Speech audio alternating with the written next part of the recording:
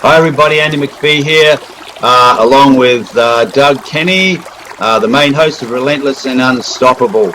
As with each series we do, I let people know how this started. Relentless and Unstoppable started about a year and a half ago after my coaching and mentoring of Doug for 6.5 years. Doug is an incredible human being who was he's dealing with high-functioning autism, and at school he was dealing with obesity and bullying and depression and medication and hospitalization, all those things that tend to come along with when you're dealing with something in life. And Doug, over the last few years, we've had an amazing journey. He's gone from 300 pounds to down to close to under 200 now. He does yoga, running, walking. He's now into bodybuilding, which we've organized and helped him, do it the correct way. His diet is incredible, and it's an inspiration of his story, which is why I created this channel. And since then, I think Doug said to me the other day, and he can confirm this, we've had probably 181,000 views over the last year or so, which is great for a couple of guys who have no idea what they're doing at all, like zero. But we're getting better, and I'm actually learning off Doug now because he is very relentless. He never gives up. It's remarkable characters. Yeah. Doug, what have you got a question on that? I'm sure you have. Just wondering, is the first people that you mentioned, is it a type of indigenous tribe or something? It is, Doug. What I can actually tell you, that my culture is the longest living culture on the planet. They have found that to date. We have the oldest art form on the entire planet. And as I'm telling you this, we've got government departments destroying some amazing artifacts that we've got. Where I currently live, I live in a place called Pie Creek, which is in the Mary Valley in southeast Queensland. And we've got the Kabi Nation, Jaku Kabi. And I've been to their ceremony site where they had bora rings and things like that. And the traditional owner took us around and showed us all the areas where they'd meet up, because they used to have ceremony and things like that there, and where they used to grind their tools. And only recently it was destroyed by a government department. So, they've got to go through the process of the law and go through the courts and do it that way. It's been a tough slog. And it's heartbreaking because it's a part of their song lines. And, to have to carry that weight of thousands of years of your ancestors, and they feel quite responsible, which is really sad, really. So that's been happening. We had the Jukin Caves over in Western Australia on Noongar Nation. We had Rio Tinto blow that up, and that was really some of the oldest art forms in the entire planet. So how do they get away with that? Like, who in the government is not protecting the indigenous culture? I think mining magnates have a lot to say regards to what happens because of the money. Yeah. There's a lot of money involved, and I think political parties are puppets for them, to be honest. Yeah, scumbags. Hope you heard. Scumbags. Yeah. Destroying history, that'll never, ever be replaced, Yeah. Yeah, it's insane. It's insane, but, we've had archaeologists and prominent people, paleontologists, prominent people from around the world, specialists in their fields. They know the truth. So one day it's actually starting to go to the human rights, on the other side of the world. Formal complaints are being made now that the elders know their rights. They're taking it to them. And let's see them get out of that. The government's out of that. Good on you for Stan, because the last thing you want is cultures to be, their history to be wiped out, because everyone's getting older.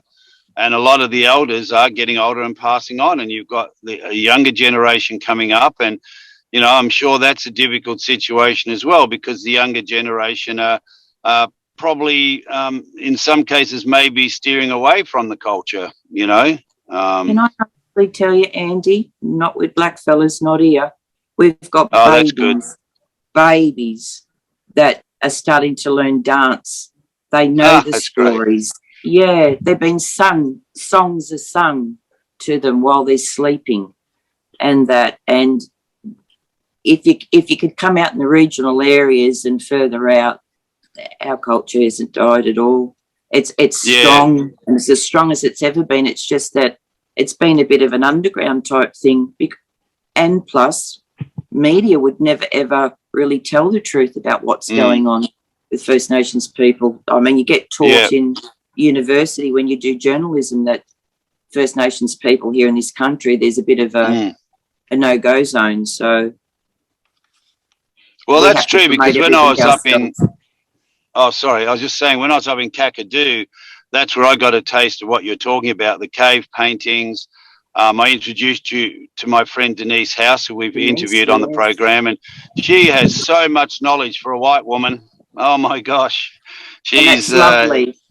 Yeah, it really is. She took me on a massive tour, and I tell you, it was just incredible experience to go and look at where I'm standing, where people 40,000 years and more were standing there. Even in the rocks, you could see where they'd been grinding, food or tools making. Oh, it's just incredible. And the artwork, and to have that, and that is protected up there, but to have areas where it's not, and someone just comes in for the sake of something to destroy it, it's just disgusting. They have heritage homes around the suburbs in Australia. You can't touch them, but you've got history here that's 40, 50,000 years old, and they just let someone destroy it.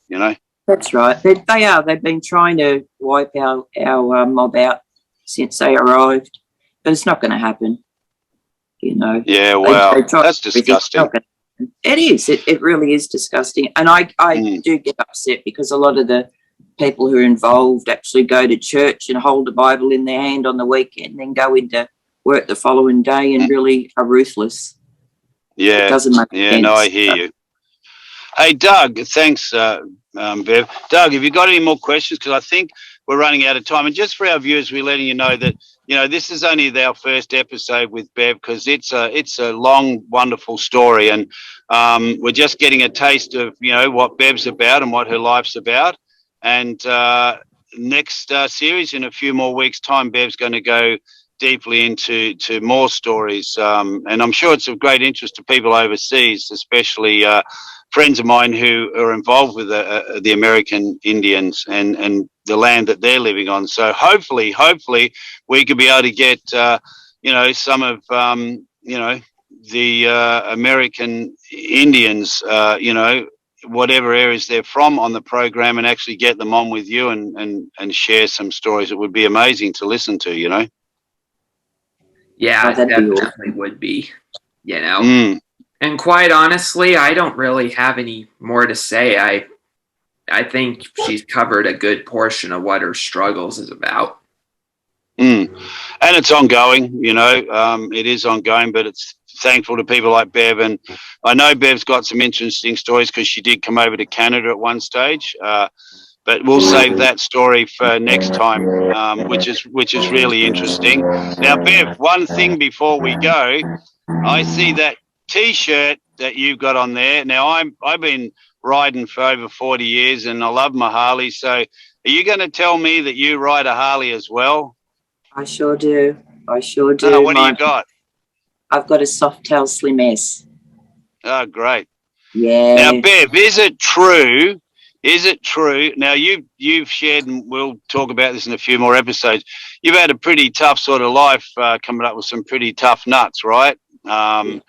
And I heard, Bev, that you say you can ride as hard as a lot of them and leave a lot of them behind. I can. I can. I love it. I love it. That's great. That's awesome. Well, look, Bev, that's it for episode 1. We've got a taste of who you are. And I'm really interested to hear more because I've only heard, snippets of, in our previous conversation. I want to hear more about your acting, more about your bike riding, more about your, your culture and your people, and really hoping that we can get someone from overseas. My girlfriend Amy lives in Seattle, and she actually lives on Indian leased land, and she's got some great contacts. So hopefully we may be able to get someone from a tribe there, one of the elders, to come on and share. Be a wonderful conversation between the pair of you. That'd be awesome. That'd be lovely. Yeah, it'd be great. Well, Douglas Kenny, I promised Doug that next time you're on, you'll have more questions, but it's just me and Bev only met a while ago, so knowing her a little bit better to just dive in. But now that you've met Bev, I'm sure next time that you'll be the champion who'll be leading the interview, and find out a little bit more about Bev and her story for our viewers on Relentless and Unstoppable. I'm possible, not impossible. Right, Bev? Too right. Definitely. Hey, everyone, please check out my new book, Throw All of the Junk Food Away, which I wrote based on the weight loss I went through along with Andy's mentorship. Yeah, amazing. Awesome. It actually is an amazing book. Doug did all the work himself, the cartoon characters, and I think it reached about in the 1500th bestseller, and it's still rising. So it's an awesome book, and this is the transformation this young man's had. So he's doing amazing, and he's even a bit of a celebrity, Bev. He gets recognized in the streets of Arizona now. Awesome. You guys want to hear a little bit of Throw All the Junk Food Away, or another time? Yeah. Why not? Quickly. Okay. Not too long Hey, Doug, ago. is this a bedtime story? Okay. Yeah, it is. For you. Okay. Not too long ago, I was extremely fat. I looked like a blob of clay. I chose to gorge myself on food and throw my happy life away. Oh, that's awesome, Doug. My cheeks were That's flabby. My chest was expanding. My mental health was low. I had trouble standing. That's great. Awesome. Hey, that's awesome, Doug. That's awesome, man. Save some. That's hilarious. I love it. You're a champion, mate. Hey, Bev, thank you. And thanks for, really interesting starting to the first panel with you. And we are going to be doing quite a few more. So I'm sure it's going to get far more interesting, and really learning about your background, your culture, and your people as well. Thank you.